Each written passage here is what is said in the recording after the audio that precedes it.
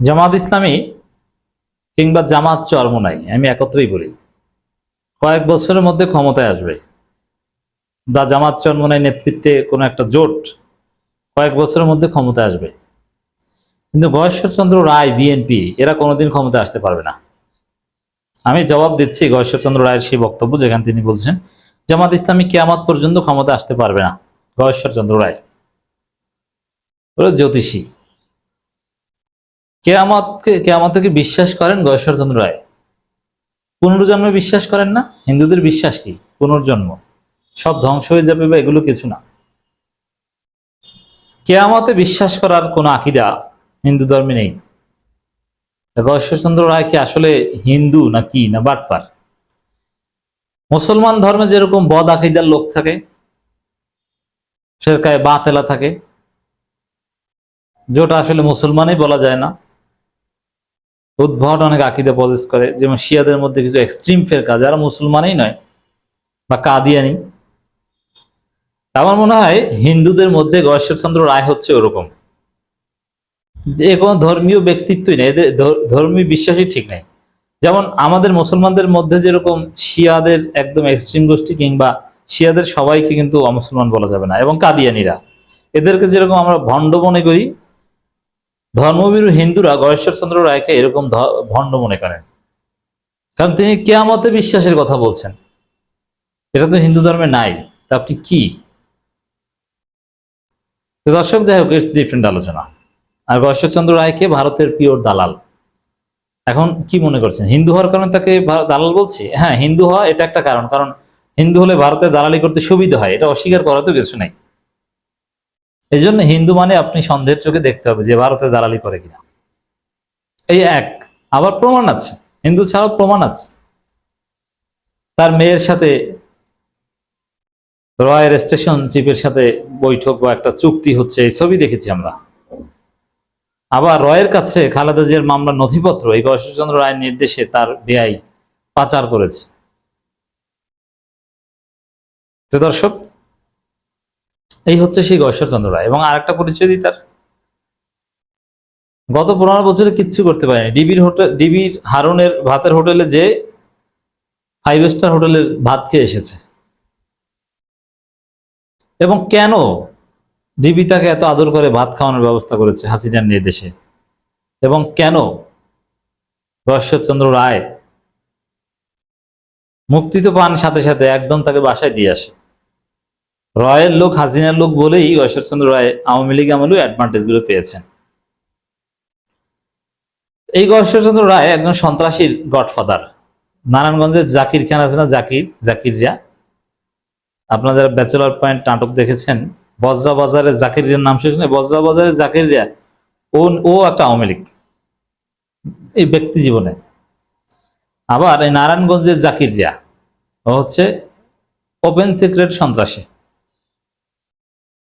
বিএনপির লোক হত্যা করেছে, বিএনপি থেকে বহিষ্কৃত হয়েছে সেই নারায়ণগঞ্জের জাকিরিয়া। তার আব্বা হচ্ছে মানে পলিটিক্যাল আব্বা গয়েশ্বরচন্দ্র রায়। এই জন্য দেখবেন যে গয়েশ্বরচন্দ্র রায়ের সাথে জাকিরের খুব ভালো সম্পর্ক, এবং জাকিরের যদি কোথাও যেতে হয় গয়েশ্বরচন্দ্র রায়কে বলে যে দাদা বা আব্বা আমাকে শেল্টার দেন।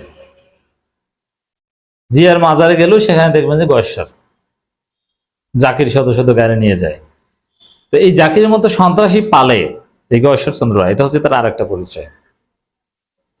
এখন এই গয়েশ্বরচন্দ্র রায় বলেছেন জামাত ইসলামী কিয়ামত পর্যন্ত ক্ষমতায় আসতে পারবে না। দেখেন, এইভাবে বলাটা তো সম্ভব না। কোন একটা বড় দল মুহূর্তের মধ্যে ধ্বংস হয়ে যেতে পারে, ছোট দল হিট হয়ে যেতে পারে, আমরা দেখেছি, ইতিহাস এটাই বলে। যেমন ইমরান খানের মতো একটা ছোট দল পিটিআই, তেহরিক ইনসাফি পার্টি, মুহূর্তের মধ্যেই কয়েক বছরের মধ্যে হিট হয়ে তার ক্ষমতা যাবে, কেউ কল্পনা করেনি, পেরেছে তারা। আবার মুসলিম লীগের মতো উপমহাদেশের সবচাইতে বড় দল, তারা পাকিস্তান কায়েমের 7 বছরের মাথায় ধ্বংস হয়ে গেল। মুসলিম লীগ ব্যাপক পরাজয়। তা বড় দল ছোট হতে পারে, ছোট দল বড় হতে পারে, মুহূর্তের মধ্যে কেউ ক্ষমতা আসতে পারে। যেমন এই যে বললাম, আচ্ছা বিএনপি থেকে কিংস পার্টি ছিল, এর জাতীয় পার্টি কিংস পার্টি ছিল, তারাও তো মোটামুটি মুহূর্তের মধ্যে ক্ষমতা এসেছে। অতএব অল্প সময়ের মধ্যে ক্ষমতায় আসা এটা নানানভাবে হতে পারে। আবার মিশরে মোহাম্মদ মুরসি ইখওয়ান ক্ষমতা এসেছিল, পৃথিবীতে এরকম অনেক এক্সাম্পল আছে, ছোট ছোট রাজনৈতিক দল হঠাৎ করে বড় হয়ে কোন বিশেষ প্রেক্ষাপট চেঞ্জের ফলে তারা ক্ষমতা এসেছে, বড় দল ধস নেমেছে। এটা হয়। তো দর্শক, তো জামাত ইসলামী এভাবে ক্ষমতা আসতে পারে। জামাত ইসলামী মেটিকুলাসলি ডিজাইন করে, শিবির মেটিকুলাসলি ডিজাইন করে হাসিনা পতন ঘটাতে পেরেছে, ক্ষমতা আসতে পারবে। আর বিএনপি তো বাস্তবিক পক্ষে জামাতের প্রধান প্রতিপক্ষ হিসাবে আবির্ভূত হয়েছে, বা বিএনপি জামাতকে গ্রহণ করেছে তাদের প্রধান বিরোধী দল হিসাবে। আচার জন্য এটা স্পষ্ট, প্রতিযোগিতার ধরন দেখে স্পষ্ট। তো সেই গবেষণাচন্দ্র কিভাবে বলেন যে জামাত ইসলামী কিয়ামত পর্যন্ত ক্ষমতা আসতে পারবেন? তার কথারই ভিত্তি কি? কোনো ভিত্তি নেই। এটা বলেছেন ভারতের পরামর্শে। ভারত বলেছে বা আর যাই হোক, জামাত ক্ষমতা আসতে পারবেন, আমরা ঠেকিয়ে দেবো। কিভাবে ঠেকাবো? ক্ষমতা আসলেও এমন প্রচার প্রচারণা প্রপাগান্ডা, একদিনও এদের শান্তিতে থাকতে দেবো না, এরপর এরা পদত্যাগ করে চলে যাবে। ভারত হয়তো বা এটা বলেছে, আর এখন গয়েশ্বরচন্দ্র রায় সেটা বলছেন, কপি করছেন। কিন্তু স্বাভাবিক পলিটিক্যাল মেথোডোলজি অনুযায়ী কথা বলার কোনো সুযোগ নেই যে জামাত ক্ষমতা আসতে পারে না। সরহদি উদ্যানে জামাত ইসলামী যে মহাসমাবেশ দেখিয়েছে, যে গণজোয়ার দেখিয়েছে, জনগণের যে সমর্থন জামাতের উপর আছে, যেটা প্রমাণিত হয়েছে, এই জায়গায় জামাত কিয়ামত পর্যন্ত ক্ষমতা আসবে না এটা বলা একদম মূর্খতা। কিন্তু আসলে আমরা দেখব জামাত চরমোনাই জোট ক্ষমতায় ঠিকই আসবে, আর বিএনপি গয়েশ্বররা ক্ষমতায় আসতে পারবে না। আওয়ামী লীগ গেছে যে পথে, বিএনপি যাবে সেই পথে।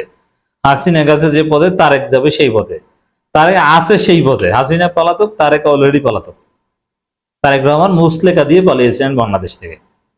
আপনাদের নিঃসন্দেহে মনে আছে 111 সরকারের কাছ থেকে, এবং খালেদা জিয়া যে 8 সালে নির্বাচনে অংশগ্রহণ করেছিলেন, তার অন্যতম একটা শর্ত ছিল যে আমার ছেলেকে বিদেশ যেতে সুযোগ দিতে হবে, তাহলে আমি জাতীয় নির্বাচনে অংশগ্রহণ করব।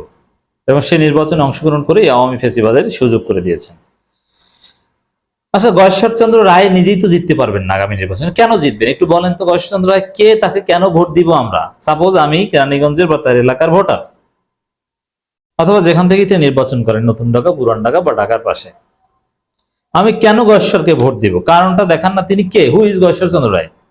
অতীতে অনেক কিছু করেছেন, কিন্তু 5 আগস্ট পরবর্তী বাংলাদেশে তিনি কে? এর কোনো জবাব আছে?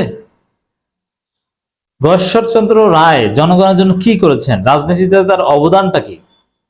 5 আগস্ট আমাদের বিপ্লবে তার অবদানটা কি বলেন? তার কোন যুক্তিতে গয়েশ্বরচন্দ্র রায়কে ভোট দিব? তার বিরুদ্ধে ভারতের দালালির অভিযোগ আছে এবং দুর্নীতির অভিযোগ আছে। তার পুত্রবধূ নানান, তাদের বিরুদ্ধে অভিযোগ আছে। মাঝে মাঝে গয়েশ্বরচন্দ্র রায়ের আত্মীয় স্বজনের পজিশনও বাতিল হয়ে যায়, বিএনপি স্থগিত করে। তাহলে গয়েশ্বরকে ভোট দিবে কোন যুক্তিতে? 5 আগস্টের পর জনগণ কোন যুক্তি নেই। টুপি দেখে ভাববে যে মুসলমান, এই যুক্তিতে দিবে না। দাড়ি থাকলে পেতেন কিছু, দাড়ি নিয়ে এখন ওটাও পাবেন না। অতএব জামাত ইসলামী ক্ষমতায় আসবে যে কোনো সময়, জামাত জোট, কিন্তু বিএনপি তারেক রহমান, বিএনপি এই গয়েশ্বর, এরা জিততে পারবে না।